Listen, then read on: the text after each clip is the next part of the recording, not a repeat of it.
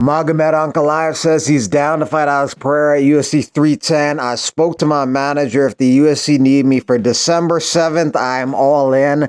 Let's go.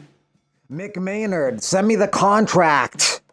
I'm ready. Let's do this. Alex Pereira indicates that he's ready to go as well, but Magomed Ankalaev's coach seems doubtful about that. He tells Meta MMA, this is just all talk. There's been no official offer. We're ready to perform on December 7th. Magomed has no problems with a visa. There are doubts about Pereira's desire, though, because he recently said he plans to complicate our path to the title.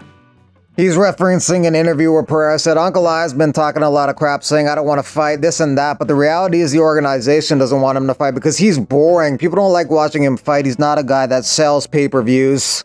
Honestly, that's disrespectful that they're putting it on me because it's not up to me, it's up to the organization. The organization doesn't want to make the fight, but now because they keep saying that, keep disrespecting, maybe I'll make it a little bit even harder for them to make the fight. But this was said before all this new shit with UFC 310 needing a new main event. But Guillermo Cruz of MMA Fighting seems to indicate that Ankalaev versus Pereira is not an option for UFC 310 main event. It's not being discussed. If that's not being discussed, then something is being discussed in the welterweight division. Garry continues to campaign to fight Shavkat Rakhmonov as a replacement for Belal Muhammad at UFC 310. Credit to him if he takes the fight. That's not a fight that a lot of people would be willing to take on short notice. I'm right here, Shavkat Rakhmonov, always on weight. I think Rakhmonov would definitely take that fight as well, so it's definitely an option for the UFC if they want to go in that direction. Everyone made weight at UFC Edmonton, including Helwani. As far as underdogs go on the card, I'll go with Derek Lewis as an underdog against Jonathan Denise. I think at some point he's going to land a big shot that's going to put him away. When I think about the heaviest hitters in the history of the UFC, I think of Shane Carwin, Ngannou, and Derek Lewis. And the reason he comes to mind is he's the greatest knockout artist in the history of the UFC in terms of numbers. I think he'll add one more to that Saturday and make it 16 on Saturday night. And in the co-main event, I'll go with Rose Namajunas. I think she'll land the more impactful strike standing, and as a result, she'll win the fight because damage is the #1 scoring criteria. I'll pick her via decision. There's a light heavyweight contest on the card between Kyle Machado and Brenderson Ribeiro. Machado's dropping down from heavyweight to 205 for this fight. Ready on weight, we just double checked. Someone's going off, gonna go to the Fisher scale, but you're good to go. The fight's gonna happen. Someone off, you're gonna kick some ass.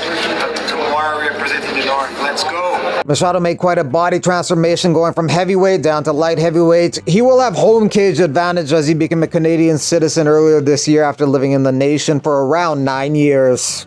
Another weight class change on the card is Charles Jourdain dropping from 145 to 135. He's going to be taking on Victor Henry Saturday night.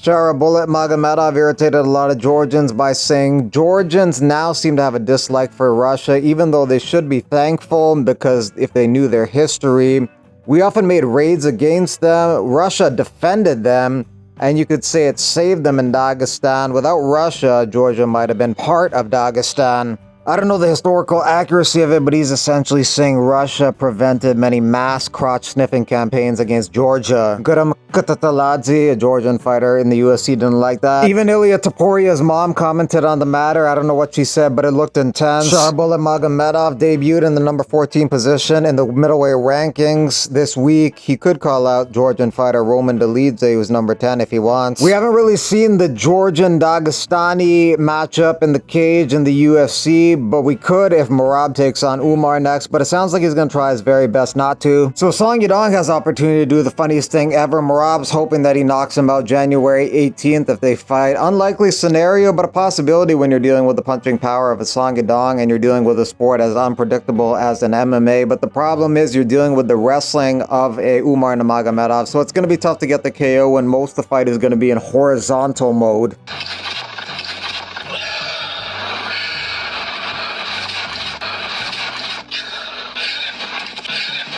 Michael Chandler been looking jacked, so people think he's on roids. He says he's not. He got an email from Drug Free Sport International. Ooh, email.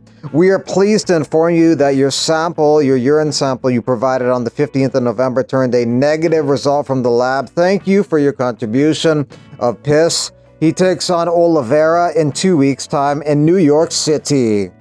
Fury Professional Grappling 11 on Saturday is headlined by Herbert Burns versus Pat Sabatini, a former UFC fighter versus a current UFC fighter, and Pat Sabatini, who's coming off a big win over GASP Jonathan Pierce. Eddie Alvarez said the same thing that Gilbert Burns said in the past about Ilia Topuria, about how when Ilia Topuria went to train at Kill Cliff FC, he ended up knocking out 3 people there sparring, and the Dagestani wrestlers couldn't take him down, and he ended up taking them down. So they see him as the most complete fighter in the game, possibly because he has that crazy knockout power. His striking is really good, takedowns really good, ground game really good, takedown defense really good. He can deal with volume striking like he did against Max Holloway. He can go 5 rounds. He could take a beating like he did against Jai Herbert and come back and knock him out. And his power also translates to 155 like he did when he knocked out Herbert. Ariel Helwani says the plan is to have Volkanovski versus Topuria in Spain some point in spring of 2025. Yeah, and some fans are saying Volk needs a tune-up fight, a chance to get back in the win column, build some momentum before stepping back in with Topuria. Topuria, he's this unstoppable force, seemingly impervious to doubt, each win fueling his confidence. And then you have Volk at a crossroads, facing questions about his durability, his ability to adapt to this new generation of power hitters. Can Volk, the master strategist, figure out the puzzle that is Ilia Topuria? Can he adapt his style, shore up his defenses, and find a way to exploit those tiny cracks in Topuria's armor? Alright, so this is where we started out. First room we booked. Super nice lady runs it. But I'm in the middle of a Thai hood. And it's a very small room. Yeah, room, attached bathroom. Not bad at all. It's just we worked too hard. Too hard to be back in the studio apartment setting.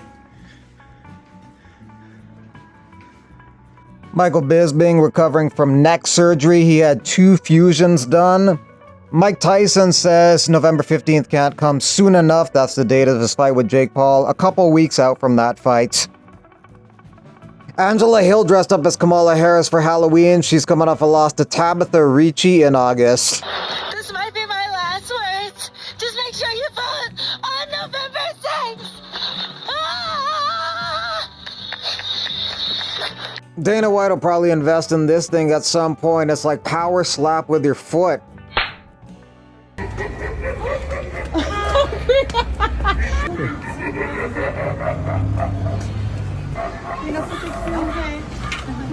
Trick or treat! Hello! Trick or treat! Thank you! Happy Halloween!